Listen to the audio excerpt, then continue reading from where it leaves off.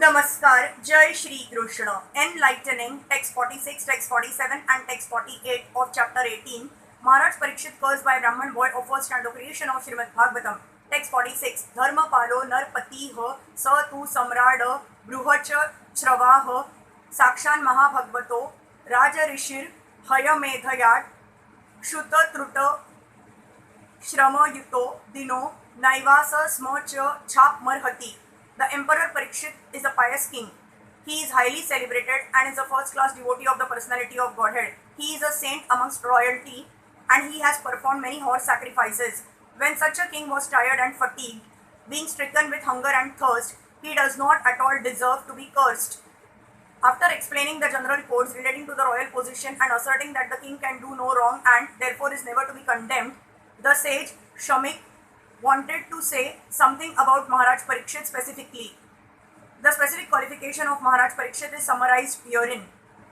The king, even calculated as a king only, was most celebrated as a ruler who administered the religious principles of the royal order. In the Shastras, the duties of all castes and orders of society are prescribed. All the qualities of a Kshatriya are mentioned in the Bhagavad Gita 18.43 were present in the person of the emperor. He was also a great devotee of the Lord and a self-realized soul. By cursing such a king, when he was tired and fatigued with hunger and thirst, was not at all proper. Shamika Rishi thus admitted from all sides that Maharaj Pariksit was cursed most unjustly.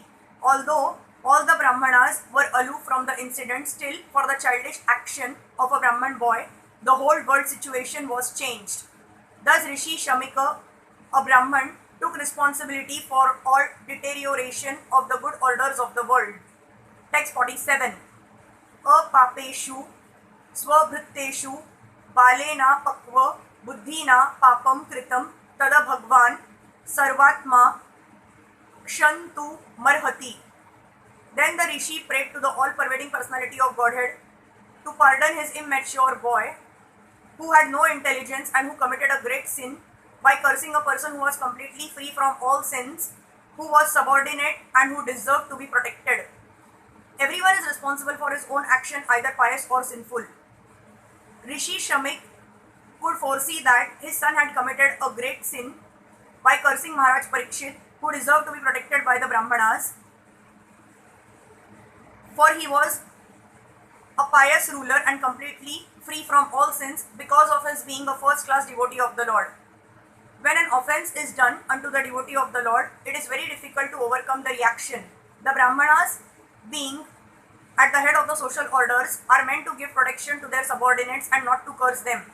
There are occasions when a Brahman may furiously curse a subordinate Kshatriya or Vaishya, etc. But in the case of Maharaj Pariksit, there were no grounds, as already explained. The foolish boy had done it out of sheer vanity in being a Brahman's son, and thus he became liable to be punished by the law of God.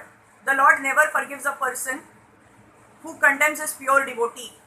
Therefore, by cursing a king, the foolish Rungi had committed not only a sin but also the greatest offense. Therefore, the Rishi could foresee that only the Supreme Personality of Godhead could save his boy from his sinful act. He therefore directly prayed for pardon from the Supreme Lord, who alone can undo a thing which is impossible to change. The appeal was made in the name of a foolish boy who had no intelligence at all. A question may be raised herein that since it was the desire of the Lord that Maharaj Pariksit be put into that upward position so that he might be delivered from material existence, then why was a Brahman son made responsible for this offensive act? The answer is that the offensive act was performed by a child only so that it could be excused very easily, and thus the prayer of the father was accepted.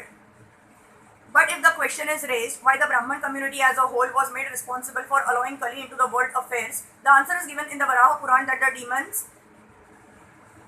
who acted inimically toward the personality of Godhead but were not killed by the Lord were allowed to take birth in the families of Brahmanas to take advantage of the age of Kali. The all-merciful Lord gave them a chance to have their birth in the families of pious Brahmanas so that they could progress towards salvation.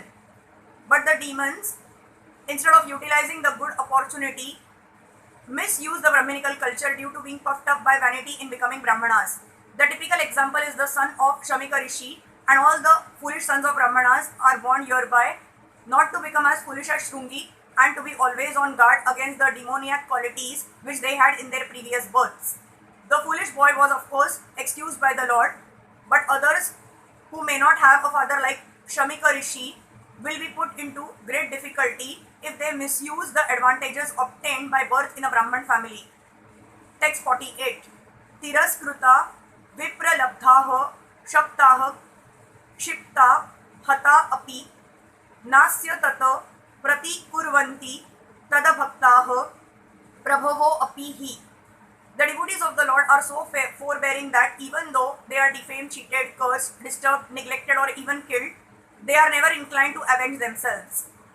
Shamika Rishi also knew that the Lord does not forgive a person who has committed an offense at the feet of a devotee. The Lord can only give direction to take shelter of the devotee. He thought within himself that if Maharaj Pariksit would counter curse the boy, he might be saved. But he knew also that a pure devotee is callous about worldly advantages or reverses. As such, the devotees are never inclined to counteract personal defamation, curses, negligence, etc. As far as such things are concerned, in personal affairs the devotees do not care for them.